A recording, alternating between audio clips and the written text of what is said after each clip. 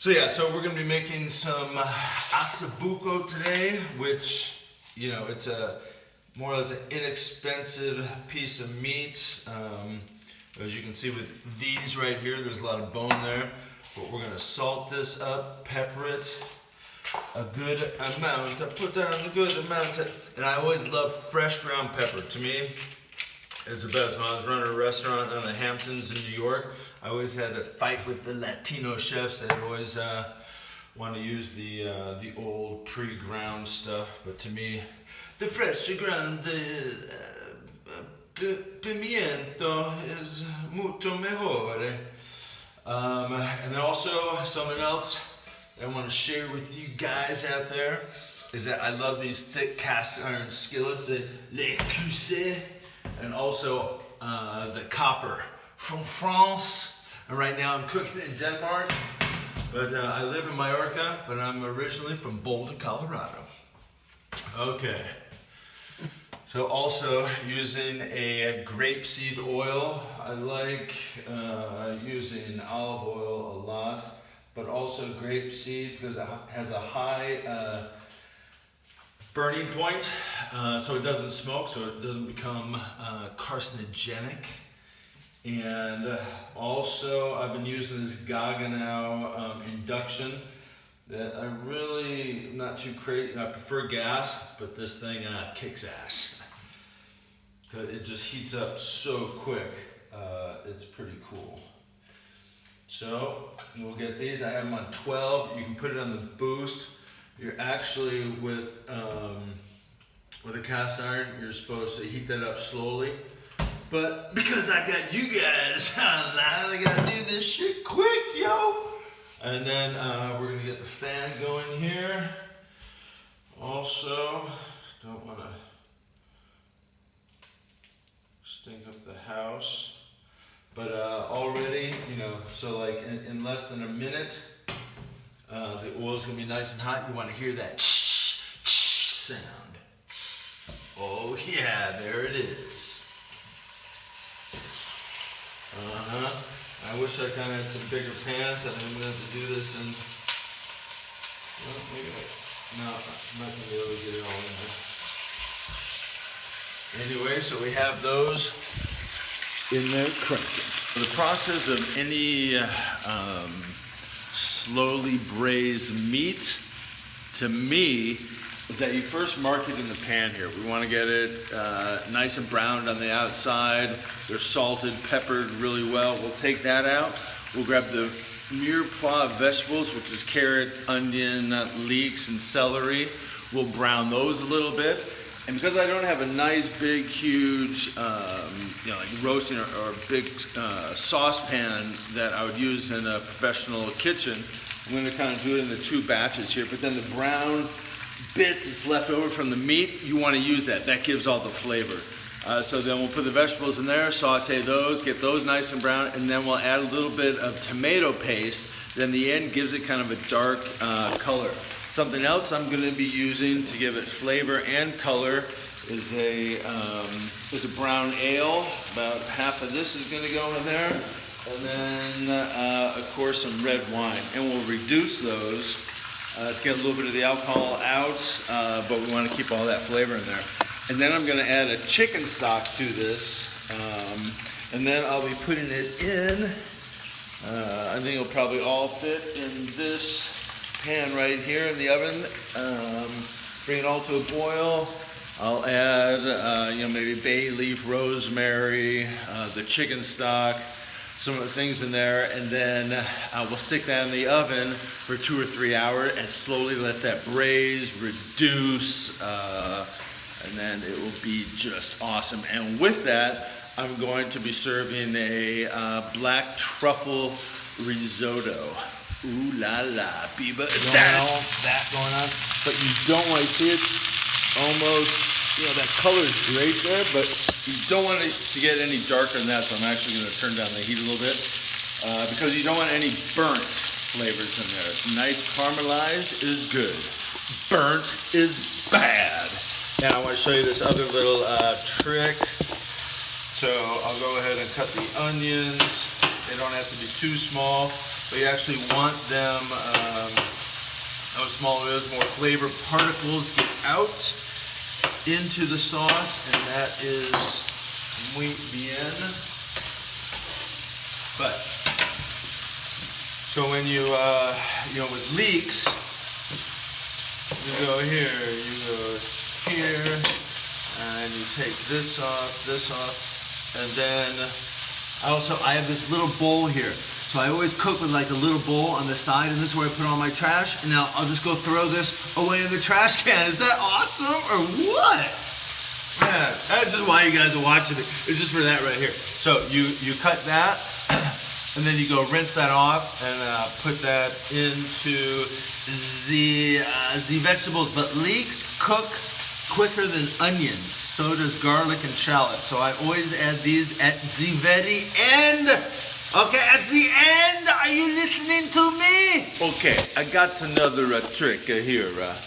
So the piece of meat here is kind of with the tendon, cartilage, I don't know, whatever this thing is here that's kind of holding that together. You see that thing? See how it's bubbling up like that, and that's not getting cooked?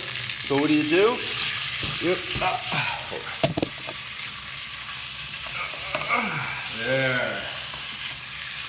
There we go. You see that? You open it up, so now all that meat can be nicely browned there. And that happens a lot with pieces of meat that you put it on, and it's and the tendon or the snip, or whatever that stuff is called, kind of makes it go up, so then it's not, all the meat isn't touching the pan or the grill, so it's not caramelizing. So you grab some scissors or a knife and cut that, and then it goes, and so everything gets nice and caramelized.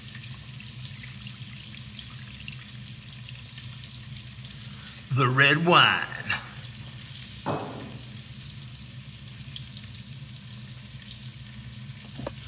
So it's funny, I bought this beer because I just kind of like the label, don't worry, be happy.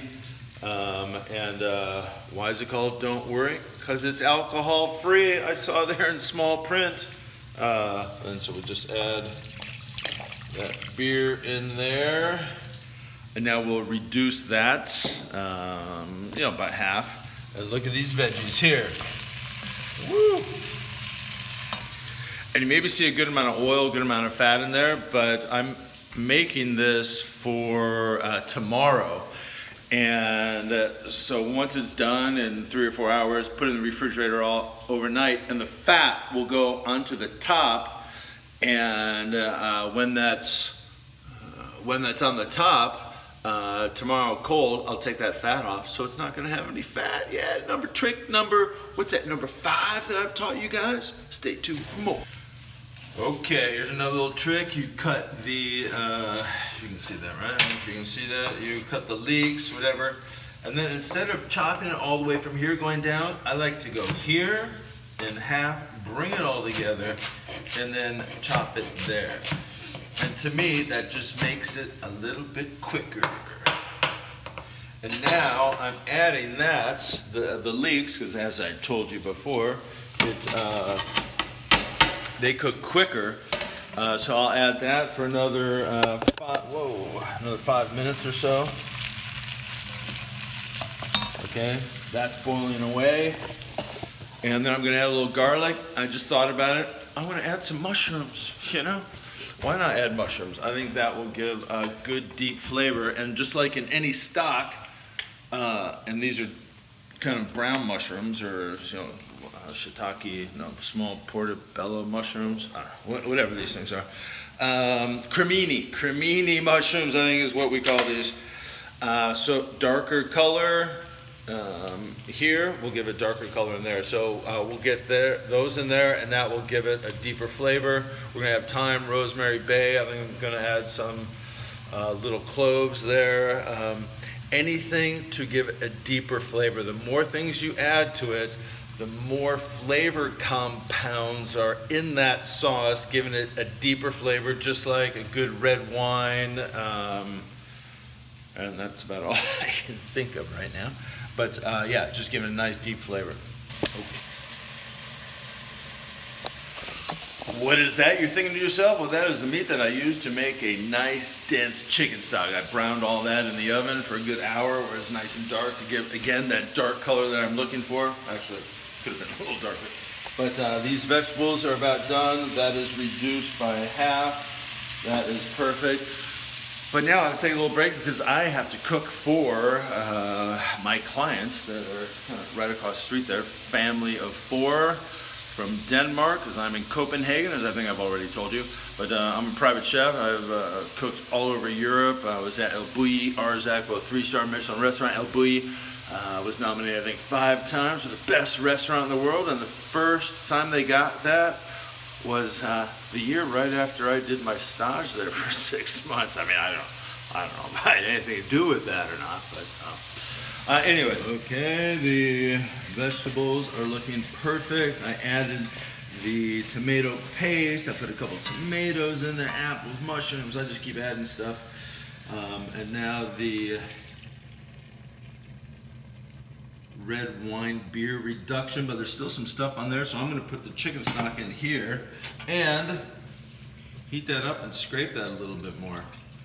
And right now I don't mind if a little bit of this chicken fat's going in here, because, as I told you, it's going to go on the top of that, and we can go ahead and use that. So I'll bring this to a boil, put this in here, bring that to a boil, put the meat in there, bring that to a boil, and then stick it in the oven, cover it, and then wait 2 or 3 hours, and let time and heat do its trick. Just break down all that meat, fibers, structure, whatever it is, to where you won't even need a knife to eat this stuff. And then it's going with the black truffle risotto. This is boiling now. You see I have the thyme in there.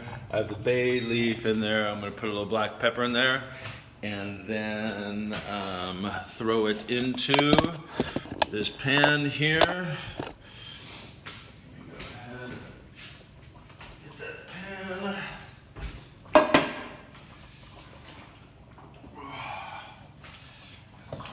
Go, plenty of liquid. And as you can see how I'm cooking, I don't really have any set recipe for this. I'm just kind of winging it, but because I've been cooking for over 20 years now, and this is kind of what. And there's 2 types of sauces that you can do here. You can cook this. I'll probably have to add some more to this, which I actually might add now, because I can tell it's going to reduce down for 2 hours in the oven, even though I'm going to cover it. You can strain it, and then reduce that sauce. And if you have to thicken a little bit of cornstarch, but a lot of people don't do that, or a roux. Not doing that stuff anymore. But, or you can grab everything that's in there and then just blend it, which is kind of more of a rustic grandmother, type, Jamie Oliver type recipe, just kind of using everything, blend it, and then pour it over there, and maybe even let that cook for a little bit longer in that pureed sauce. So we're probably going to go with that one, a little more rustico. Now we put it in the oven, 175 Celsius. I'm actually going to put that down at 150. Oh baby, does that look good? It's the moment of truth. It's been in there for about 2 hours, and now I'm cooking some chocolate chip oatmeal cookies. Woo! Those bad boys. Oh yeah.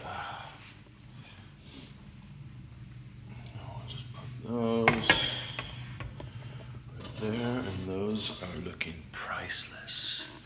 And now, the moment of truth. We all really know. Oh yeah, how does that look? So, this spent the night in the refrigerator, and now the fat has solidified. And we just start taking that off the top. Ooh, what is that? That is the ossobuco bubbling away.